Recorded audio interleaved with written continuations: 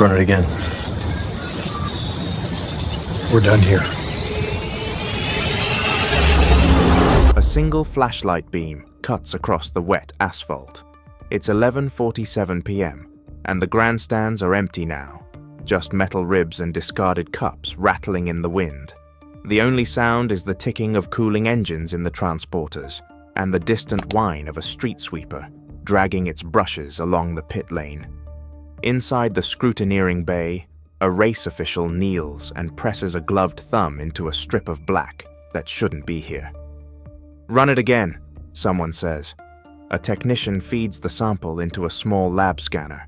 A tiny screen blooms with colored bands, numbers rising, then spiking, then locking into a pattern that makes the room go quiet. The chief steward doesn't swear. He doesn't shout. He just looks up, eyes reflecting the fluorescent glare, and says the sentence that will rewrite the entire season. "We're not racing here again." And for a moment, the word banned hangs in the air like smoke, because people don't ban tracks for drama. They ban them for danger, for corruption, for something you can't ignore once you've seen it. And now, staring at a piece of asphalt like it's evidence from a crime scene, the officials realize the season wasn't turned upside down by a driver, or a crash, or a rainstorm. It was turned upside down by an engineering trick, a trick hidden in plain sight, a trick that began months earlier, long before the first lights went out. Rewind. Pre-season always has a smell. In the factories, it's solvent and carbon dust. In the paddock, it's fresh paint and hot coffee. In the meeting rooms, it's printer toner and nerves. That winter, the World Prototype Federation, everyone just called it the WPF, announced a rule change meant to tighten the field. New tire compounds, new temperature windows, a stricter limit on how much teams could preheat rubber before a session. On paper, it was simple. Less tire preparation would make driving harder and racing closer. In reality, it was a pressure test. Some cars could light their tires easily, build heat with gentle sliding, load the carcass, wake up the compound. Other cars didn't.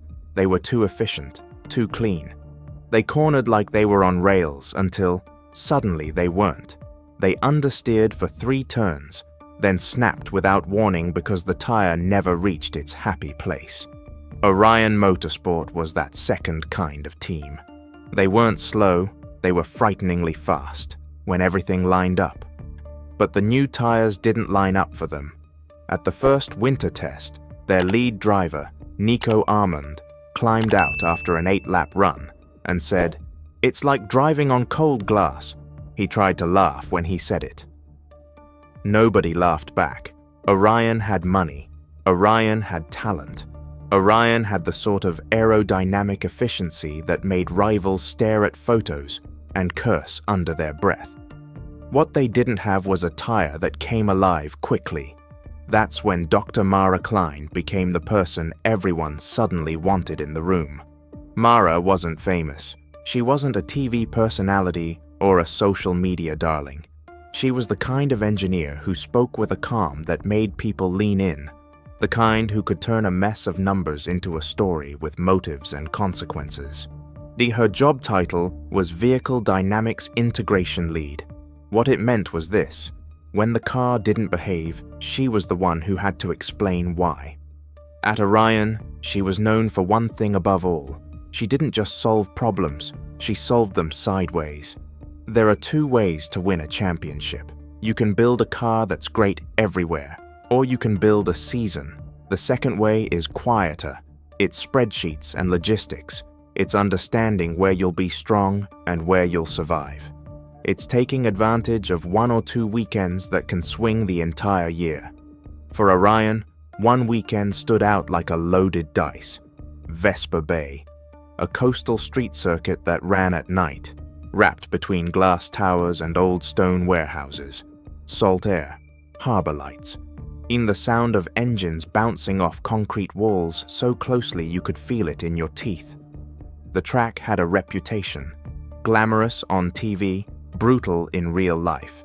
It was also, crucially, the only circuit on the calendar controlled by a private consortium with deep ties to teams, sponsors, and politics. That meant resurfacing decisions, what material, what aggregate, what sealants could be made quickly and quietly. In late January, a letter appeared on the WPF's desk. Vespa Bay requested an urgent repave for safety improvements, citing recent concerns about dusting and inconsistent grip. The request came with a full engineering report, stamped and tidy, and buried inside that report were phrases that sounded harmless if you didn't know what you were reading. Micro-aggregate optimization, thermal response consistency, surface energy calibration. The WPF approved the work because the words smelled like responsibility, and because no one wants to be the person who denies safety improvements and then watches a car hit a wall. But in the Orion factory, in a meeting room with the blinds half closed, Mara studied the resurfacing plan and didn't blink. She tapped a pen once, then said softly, "If this is built exactly like this, it won't behave like a normal street circuit." The team principal, Leon Harker, leaned back in his chair. "What do you mean?" Mara didn't say, "Illegal." Not yet. She said, "It will warm tires unusually fast." Someone else in the room exhaled.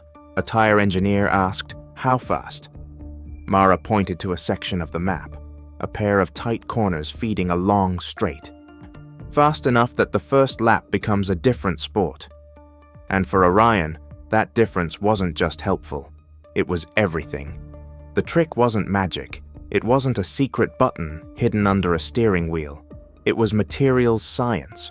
Tires are complicated creatures. They're rubber, yes, but they're also chemistry, and heat, and pressure, and microscopic texture. Track surfaces matter more than fans realize. A single repave can turn a grippy circuit into an ice rink, or an ice rink into a cheese grater that eats tires alive. Most tracks aim for a balance, enough texture to create grip, enough durability to survive weather and heavy use. But Vespa Bay's new surface, on paper at least, read like it was designed to do something else, to hold heat, to create a high-energy contact patch, to reward a car that liked stability and punished a car that needed sliding to wake the tire up. In other words, it looked like it was built for Orion. The question was why, and whether Orion had anything to do with it. Mara didn't accuse anyone. She didn't have to. Leon Harker stared at the documents and said, "Is it legal?" Mara chose her words the way you choose your footing on a wet curb. "The WPF regulates the car," she said. "It doesn't regulate the asphalt like this." "So it's legal," Leon said, almost smiling. Mara didn't smile back. "It's a gap," she said. "A gap with consequences." The season opened in the desert. Heat shimmered above the pit lane, turning everything into a mirage. The new tires behaved like they'd been cursed. Teams chased setup changes, like people chasing a door that keeps moving. Orion struggled. Nico Armand qualified 7th. The cameras caught him shaking his head as he climbed out of the car, cheeks flushed, eyes hard. On the radio, he said one sentence that made engineers wince. "I can't feel the front." It's the kind of complaint that sounds vague to a casual viewer. To a team, it's a warning sign. Because when a driver can't feel the front, they start driving on instinct. And instinct, at 190 miles an hour, is a coin flip. 2 races later, Orion had a podium, then a win. But it wasn't dominance, it was survival with flashes of brilliance. Meanwhile, Lancer GP, Orion's main rival, looked comfortable. Their car warmed tires quickly, their drivers attacked early and built leads. By mid-season, the standings told a simple story. Lancer ahead, Orion chasing, Vespa Bay approaching. And that's when the paddock began to talk. Not about the championship, about the asphalt. Because when trucks arrived at Vespa Bay in early spring, The repave didn't look like a normal construction project. It looked like surgery. Sections of track were removed in neat rectangles, not entire straights. Certain corners got special attention. The surface was laid in layers with a precision that made veteran track workers raise eyebrows. A photographer snapped shots through a fence, workers pouring a thin black liquid before the top layer, smoothing it like varnish. On a quiet Motorsport forum, someone posted the photos and wrote 2 words. Heat seal? The thread exploded. Most people laughed it off. Then the night race arrived, and everyone stopped laughing. Vespa Bay at night is a different planet. The air is cooler, is heavy with salt and diesel from the harbor. Floodlights cast hard shadows. Every surface, painted curbs, metal barriers, glossy sponsor boards, reflects like a mirror. Drivers always say the same thing about street circuits. They're alive because walls aren't passive. They change how you drive. They make you honest. On Friday practice, the first sign was subtle. Orion rolled out with their usual calm. Nico Armand did an outlap, then pushed. On his second flying lap, the tires came in like someone flipped a switch. The car stopped sliding. It bit. His radio message was almost surprised. "It's there," he said. "It's there already." Mara watched the telemetry like a person watching a heart monitor. Tire surface temperature rose faster than expected. Not dangerously, just quickly. By qualifying, Orion were untouchable. Their Nico took pole by 3/10, which on a street circuit might as well be a different era. Lance's lead driver, Jae Min Park, sat in the media pen afterward and stared at the floor. When asked what happened, he said, "We can't get the fronts awake. They're warm, then cold, then warm again. It's inconsistent." Inconsistent! That word echoed, because the onboard cameras told another story. Orion cars looked glued to the road. Lancer cars looked like they were driving on shifting sand, correcting, breathing the throttle, never fully trusting. On race night, the harbor fireworks went off as the grid formed. The announcer screamed, the crowd roared, the lights blinked out, and Orion launched like they'd been shot from a slingshot. Nico led from the first corner. By lap 10, he had a gap. By lap 20, the gap became an insult. The camera found Mara on the pit wall, arms folded, expression unreadable. Orion won. Not just won, they humiliated. And for the first time all season, the championship math changed. Because Vespa Bay wasn't just a race, it was a pivot. In the weeks after, Orion kept gaining. They didn't dominate everywhere, but the tide shifted. They'd found a setup window. They'd improved tire warm-up. They were suddenly consistent. The paddock told itself a comforting story. Orion finally understood the tires. Then came the second Vespa Bay weekend. Because the calendar had a twist, Vespa Bay hosted 2 rounds that year. One early summer, one late summer. Back to back with a break in between, like a double feature. The second time the air was hotter, the harbor smelled sharper. The crowd was louder because the championship was now close enough to taste. Lancer arrived with upgrades, new front suspension geometry, a different brake duct design. Tiny changes meant to generate more heat, sooner. In practice, it didn't matter. Orion still lit the tires faster, still had grip earlier, still looked like they belonged on a different surface. That's when Elise Hart showed up. Elise wasn't a team employee. She wasn't a WPF official. She was an investigative journalist who had learned the paddock's simplest truth. If something seems impossible, it's either a breakthrough or a loophole. Elise had been quietly collecting details. The construction schedule at Vespa Bay, the contractors hired, the invoices, the unusual layering process. Most people assumed this was just a story about track politics. Elise suspected it was a story about engineering, and she had one question. Who wrote the resurfacing report? The answer wasn't printed in bold. It was tucked into an appendix under consulting review, a name, a PhD, a specialty in surface dynamics, Dr. Mara Klein. When Elise asked Orion for comment, the response was polite and empty. Orion Motorsport has no involvement in circuit operations, it read. We support safety and quality improvements across the sport. It was the kind of statement that says nothing and hopes you stop asking. Elise didn't stop. She requested the report from the WPF. She called contractors. She spoke to a resurfacing worker who insisted on anonymity and said, "We laid what they told us to lay. But I've never seen a spec like that."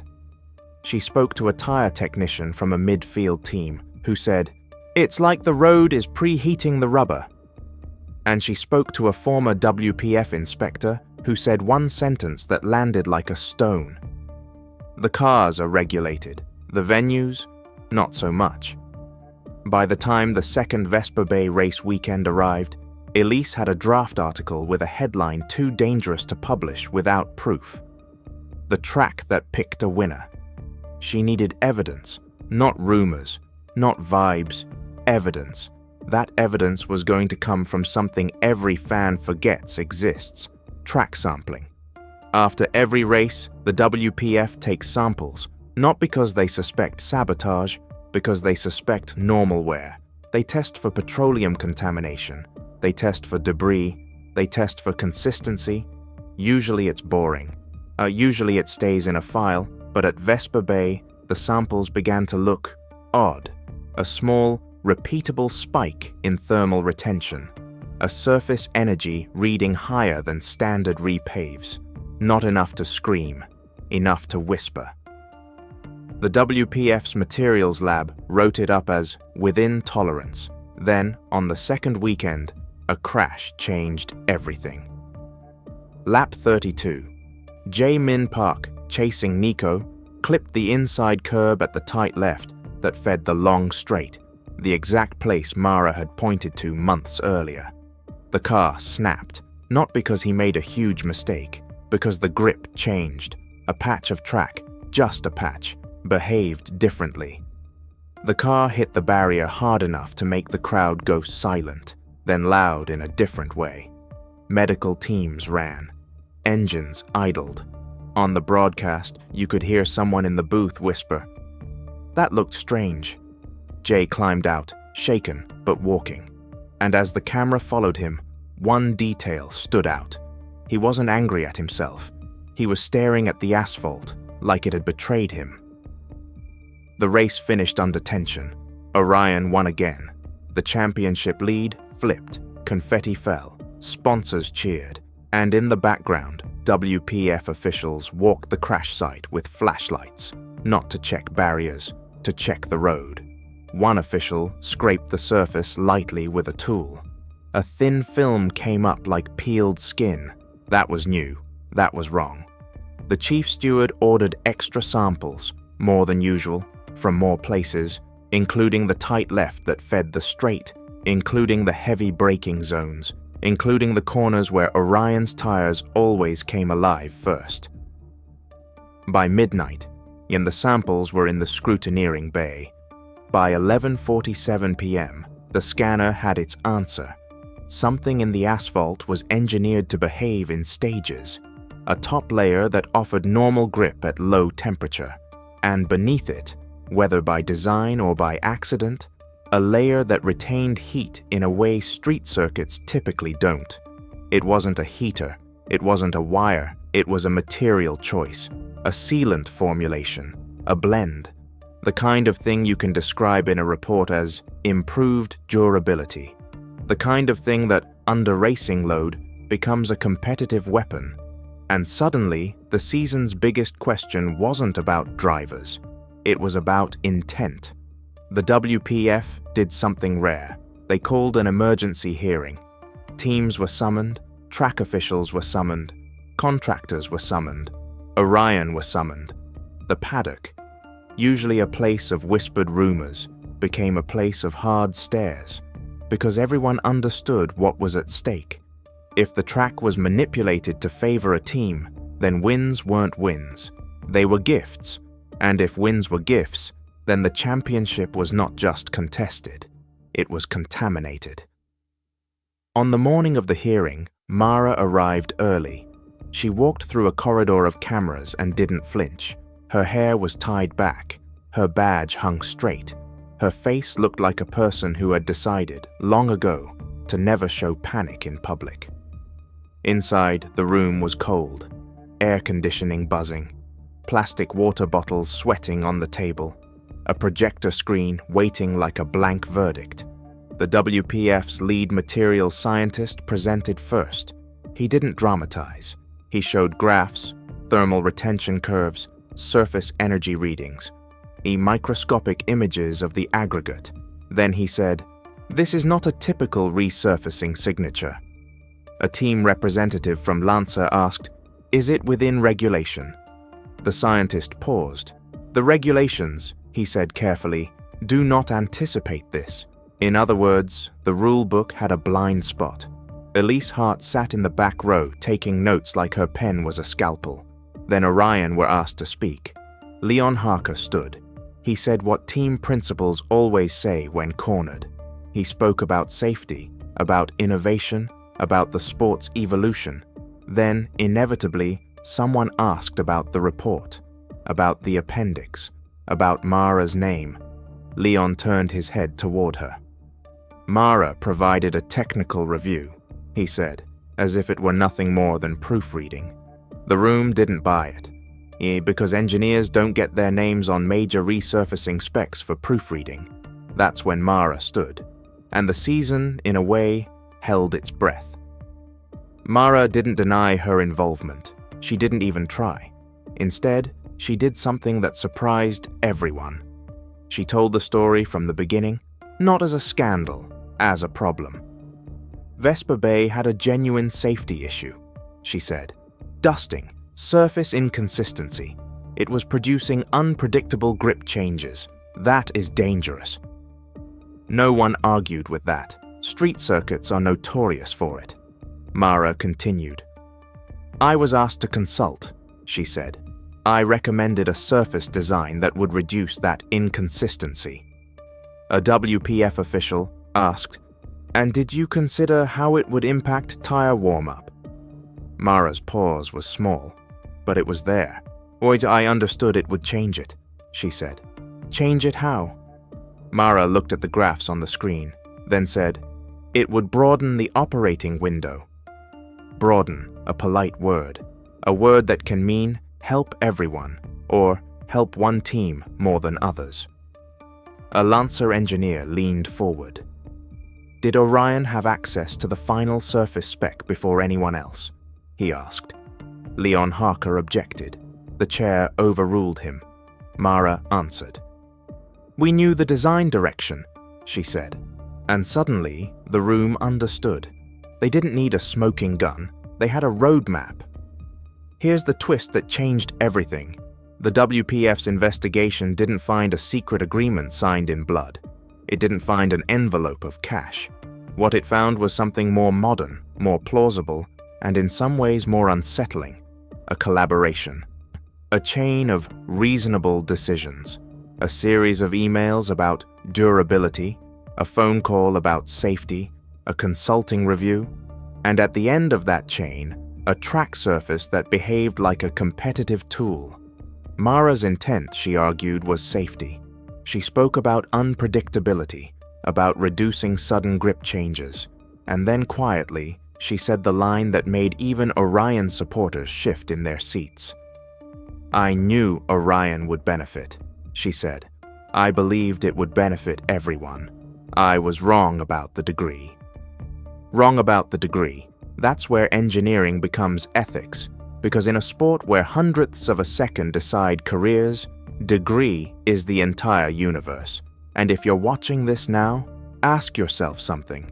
If an engineer designs a surface to make racing safer, but that surface flips a championship, is it still just safety, or does it become something else? The WPF faced a choice. They could declare the surface legal because no rule explicitly banned it.